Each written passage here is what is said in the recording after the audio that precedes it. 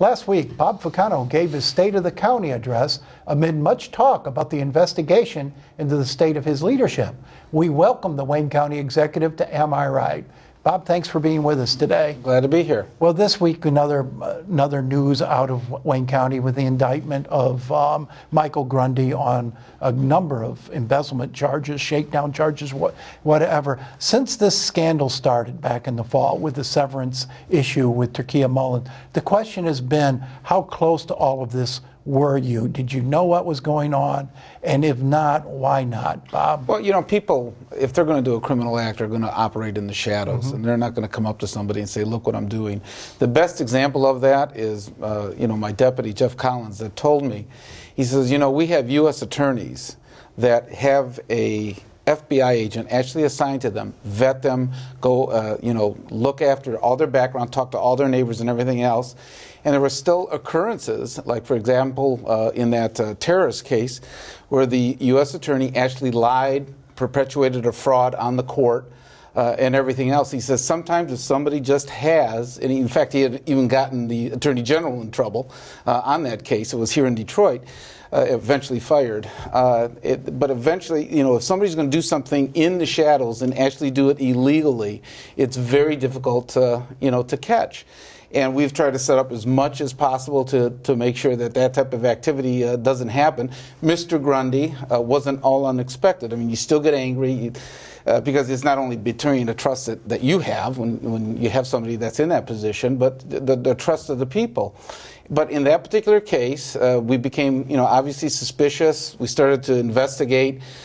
He wouldn't cooperate. He was then fired for not cooperating, and then that was back in early November, and then subsequently these charges. And we turned the information over to the federal authorities. Sure. And Bob, if it were just Michael Grundy, I mean, that could happen anywhere. I mean, it happens in business, it happens in government. But you've had a number of members of your team. You've got Ficano Mullen under question. You have Azam Elder that you had to get rid of, I guess. You assembled this team. You trusted these folks at one time.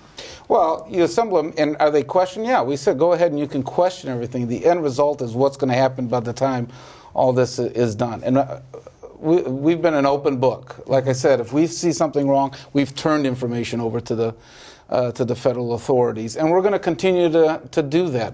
Personally, I feel completely exonerated. I mean, in terms of nothing is coming in about me personally or any of the process in this. And, when you look at the oversight that you try to do, I want you to go back to, when we were at 08 and 09 and, even 07, the most important thing was jobs. And what was I focused on? Yeah, we were meeting with a lot of CEOs. We were getting a lot of business. You still look at it, Wayne County, when you compare everything, had a dramatic increase in the number of investments that happened in economic development. GE, that is outside of the airport. The Wayne Assembly Plant, that we had to do a brownfield in 11 days and work with the mayor in order to do it. That saved 1,000 jobs.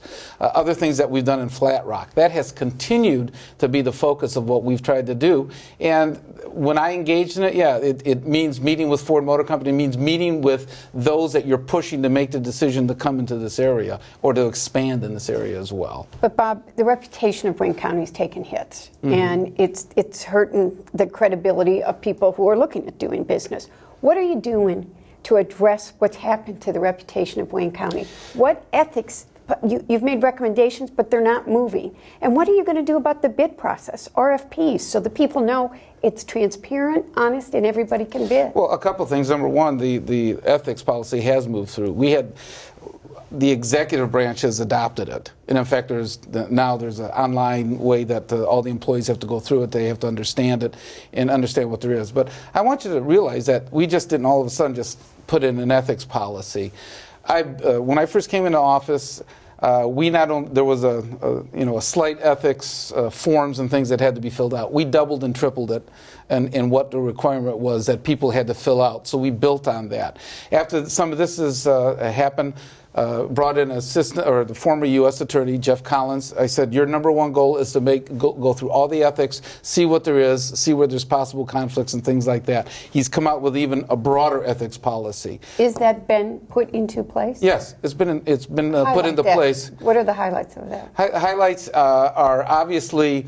If anybody has, it used to be if you were a contract processor and then somebody came and wanted to do business with the county, you had to be out of the county for a year of a contract processor. We've expanded to all the employees. If if you're a county employee and your department had a contract, then you can't join that firm for a year. You got to be out of the county employment for a year. Before it was just those that controlled the contracts. In terms of political activity. And we have been very strict about that in terms of it. But we wanted to make sure that everybody understood. And previously, everybody had a piece of paper they signed, went into their file, and said they could not do political activity on any county equipment, or they couldn't do it on county time. Everybody had to sign that. We have not only, and in fact, Jeff Collins, my deputy now, was the U.S. Attorney. We brought him in, and he lectured everybody on what the do's and don'ts, what you could do and what you couldn't do under the federal law and everything else. We have re-emphasized that. We have gone back in to make sure that people understand that you have a First Amendment right. I mean, if you want to participate politically, and a lot of people that attract to government jobs are political junkies as well. They like politics and things like that. But you can't do it on any county equipment. And I think if you looked at all the reports, nobody's actually done anything on county equipment in this process. And you can't do it on county time. And quite frankly, if you look at, I think the media has gotten a hold of 3 or 4 emails. They're all on private servers, and they're for like, a 30-second situation where Mr. Collins, when he came in, said, on your own time, you can check your bank records, you can do anything that you want on your own time. I mean, nobody wants a situation where employees are feeling pressured to work for their political boss, and there's some question about that. But I want to get but Nolan, just look at that part of it. Nobody has been disciplined. Nobody's been demoted. Nobody has said that that there's been political pressure in this process. Well, was anybody pressured, Bob, to work on? Okay. No. I mean, they freely engage in it.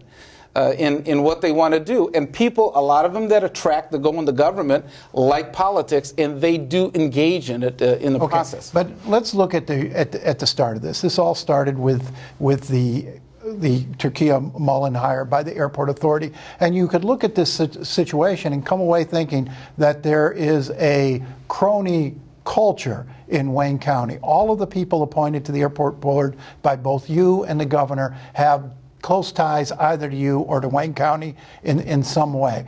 Starkly different than the board that Engler and McNamara appointed. Okay, but did Nolan, you reap what you sowed here in terms of... Nolan, when Mr. McNamara and John Engler appointed that board, who did they appoint as the executive director?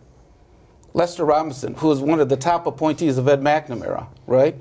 So the process that we have gone, that board went through, and in fact, but was also, quite frankly, rated the top #1 airport manager in the country, eventually. But what was his experience, and who did he work for?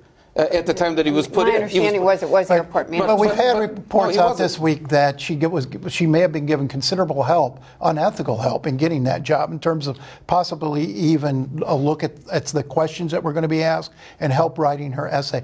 Did you help Turkia Mullen in any way get that job? No, she wanted it, and in fact, and you know this yourself because you've talked to Delta representatives. Delta was very satisfied with this board and the things they've done. And in fact, if you talk to Delta, they were looking at perhaps pulling flights away. But this board was aggressive enough in making cuts and doing things so that it was financially sound at the airport. And so they kept the flights over here, and they're growing and expanding.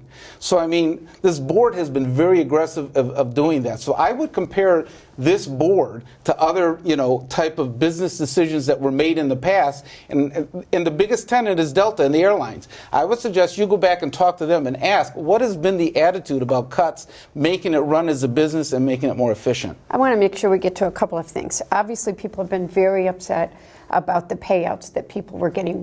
Has it now gone into effect yet? What's happening to what county employees' pensions? What is the status of that? Yeah, it's very clear. What we do is, and it's been, now everybody wants to label things as severance. And there was only one in the contract with Turkey Mullen. That was given back within that was corrected within 3 days. That, it started to raise up. The other ones are early buyouts, which is common practice in the auto industry. The state has done it with the teachers Not by contract, though. But they don't have contracts. It's the early buyouts have all been that the same ones that are offered to the unions and have been offered to the people that are in management.